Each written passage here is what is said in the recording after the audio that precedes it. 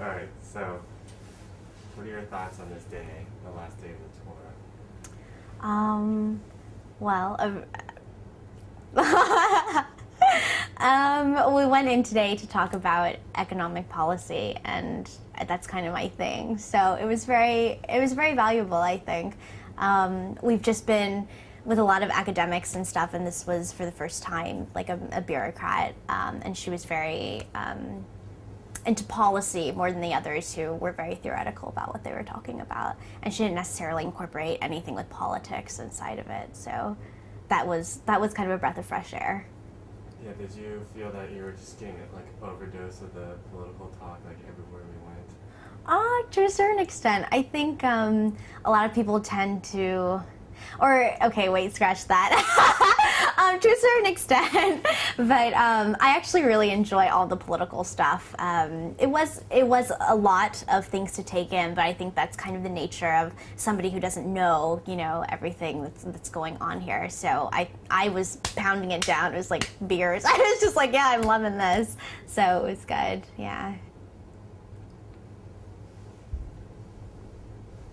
What's this about?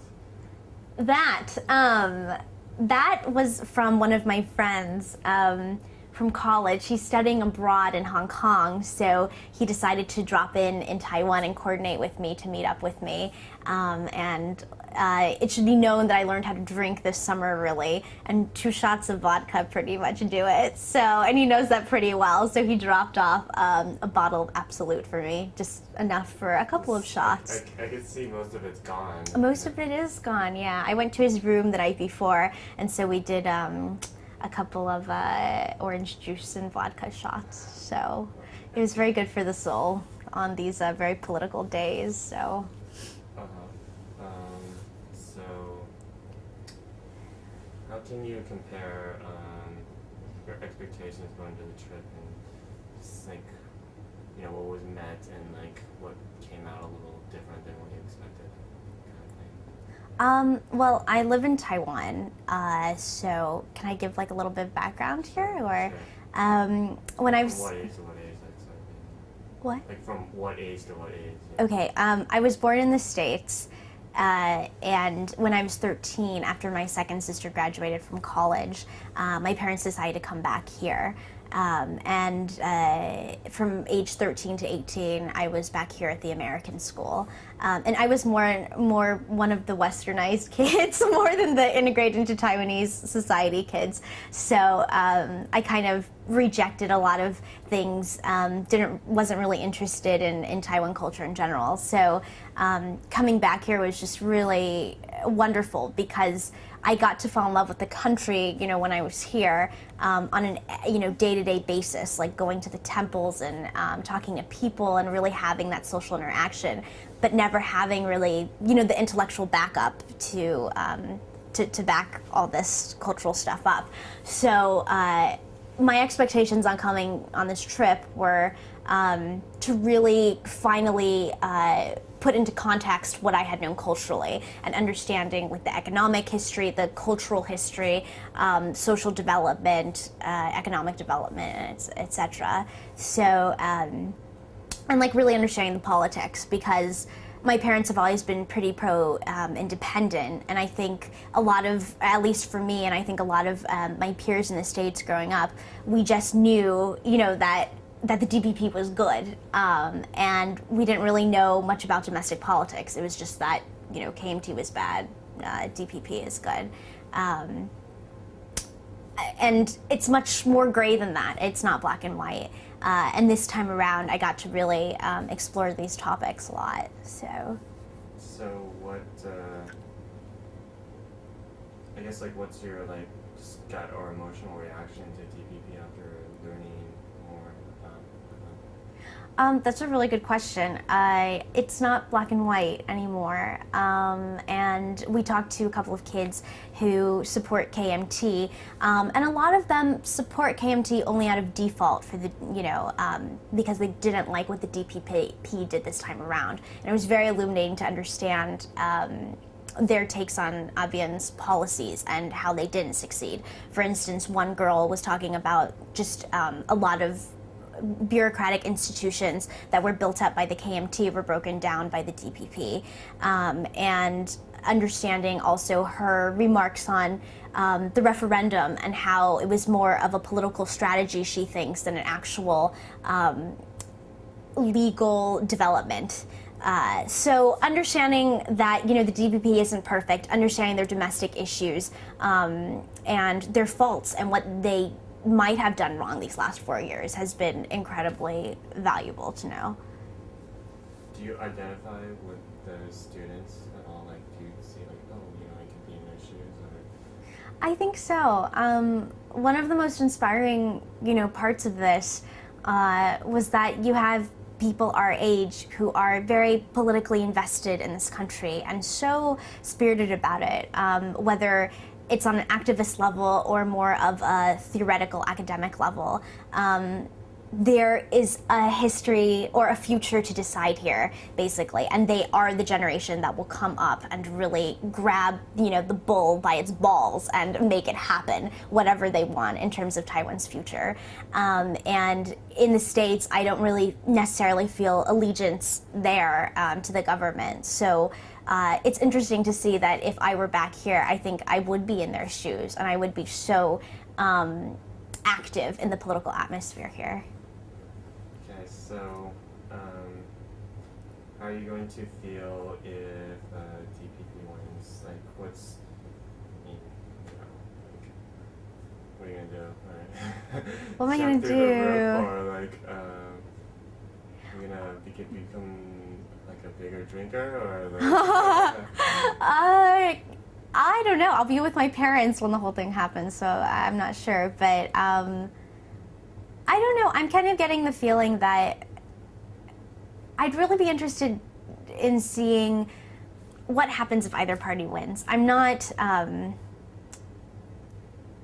I've always been supportive of the DPP, but at the same time, like I'm really curious to see what happens if either wins. I'm not necessarily vested in either party, and I think that's what has come from this trip, that you're not following this blinded pro-KMT, pro-DPP dichotomy anymore, that there's a lot of other things to consider, and I'm actually not that politically invested in either party. So, yeah. Doesn't that make you different from most of the people in our group? I haven't gone to talk with them that much, but yeah, I think it is different from the others.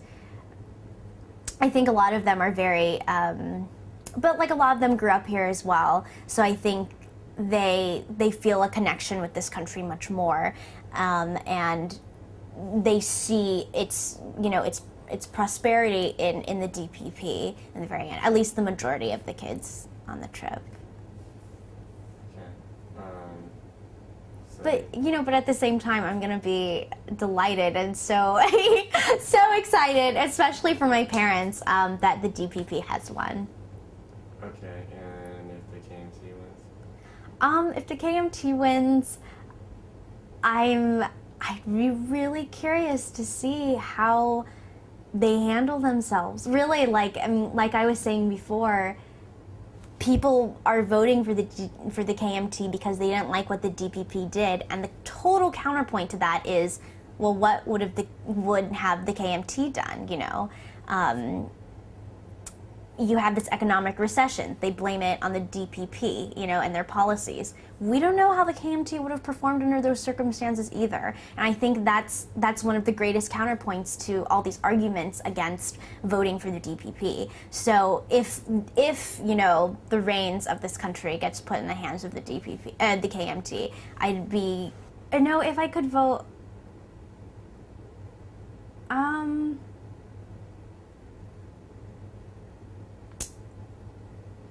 I can't say. I really can't say. Okay, so all right. Okay, so Asian. You don't have to interview me because I just don't have a strong enough stance. No. So white guys have a chance. Yeah. Okay. Yeah. That's exactly what I wanted to hear. Right. Worldly white guys. That worldly anybody would be good. Yeah. But now that I think about it, I do think I would vote for the DPP. Because Oh, I got it out of her. because it's a symbol of democracy. I don't know. It does. It really does. It does because, you know, at the end of the day, like every single vote will count. If the KMT or the DPP just has one vote over the other, they win. And this is, you know, this is a chance for people to really make a difference. And therefore, I do think it is. This is the most exciting time. One of the most exciting times in history, and I'm so excited to be here. I was here in 2000 when Sun Sui-bian was elected, and it was crazy on the streets. And a lot of my teachers at the American school were so honored to be in a place where they see democracy, you know, taking place and shaping itself. And this is such an exciting country to study and a culture to belong in, because it's such a young democracy, but it's so rich of all the factors that matter in a democracy. And you're here while it's developing. And I think that's the most valuable part of this whole trip. There's a lot to go into this just because in the States, there's just been you know, a measurable, and like social scientists have measured it, apathy in politics. And it's because to me, it's because both parties, you know, attempt to catch the widest net of voters. So they're very moderate in their views. So you have, you know, on the bell curve, you know, this you have on that graph this kind of thing where both parties are their issues and their views on issues are converging in moderation. And you have very popular issues like abortion and gay marriage where, you know, you have that dichotomy again, which might separate people. But at the end of the day, like on a day-to-day basis, the policies between them aren't as different as one would expect. And after all, the point of a democracy is to represent the minorities and address as many people as possible their issues. So a lot of social scientists say that the U.S. is failing in this right now. European countries, and India in particular, where there are dozens of political parties, you know, say that democracy in the United States is really declining because there's not that array of voices that you're hearing at the very top level. So in that case, I'm more apathetic in the States because of that. But at the same time, there's this urgency to, like for our generation especially, to really hype up, you know, the political activism and be interested in it. And it's our responsibility to really, you know, take our country by the reins, the United States, and represent as many viewpoints as possible and get that democracy rolling again. So, you know, on that point, me, myself, I've just become more politically active in the States because it's important to know the issues, and if you're advocating for something and you represent, you know, a voice that needs to be heard, you should be getting out there and talking to either party about their stances on those issues. On the other hand, in Taiwan, it's almost, one would expect that it would be, you know, the exact opposite, that really you have, you know, these two parties that represent, you know, independence or unification, ultimate unification, that's fine. And, you know, it's a dichotomy that people are, that the electors are split between, you know, these two parties, and that it's very clear, you know, what party represents what platform, and people are very set on that.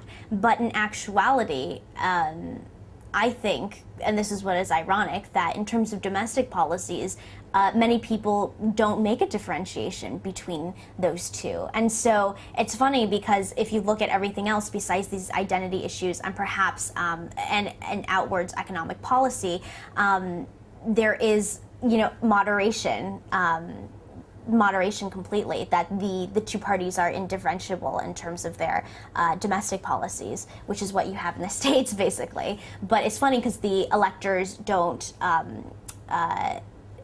focus on this middle part. They focus on this outer part, and that's what makes the dichotomy, and that's what makes democracy seem more real. But if you wonder, on day-to-day basis, are different constituencies in Taiwan getting represented by the government? I don't think you can say that the KMT or the DPP are more successful than the other. At least I haven't heard anything. And when I've questioned people about it, they don't really talk about the domestic politics at all, domestic issues at all. It's a very young democracy here, and it's thriving. And I think there's so much richness in the history of the United States, and so much emphasis that our forefathers put on democracy and representing the unrepresented, that it's important to, at least in me, I've had a resurgence in my own political interest, especially in the States. And on the other hand, I'm also now much more interested in politics here. So I know a couple of people on the trip really want to impact Taiwanese politics in some way, and it's I think that's that's a step for them to take here, or become politicians in the States where they can perhaps negotiate the international politics of the Taiwan issue as well.